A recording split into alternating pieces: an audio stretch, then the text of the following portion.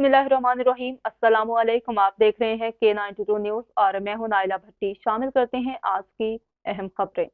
जिला waste SHO थाना पाकिस्तान बाजार रियाज भुट्टो की मंशियात के खिलाफ दबंग कार्रवाइयां जारी। वेस्ट पुलिस ने क्रिस्टल फरोशी में मुलविस आदि मुलजिमान को गिरफ्तार कर लिया। थाना पाकिस्तान बाजार पुलिस ने खुफिया इतला पर कार्रवाई करके 2 मुलजिमान को गिरफ्तार किया।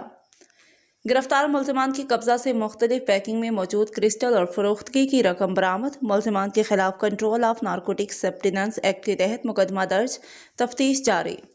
गिरफ्तार मुलजिमान में उबैद उर्फ बाबू उर्फ बसीम वल नसीम और मोहम्मद तारिक उर्फ मुन्ना वल्द फैज शामिल हैं।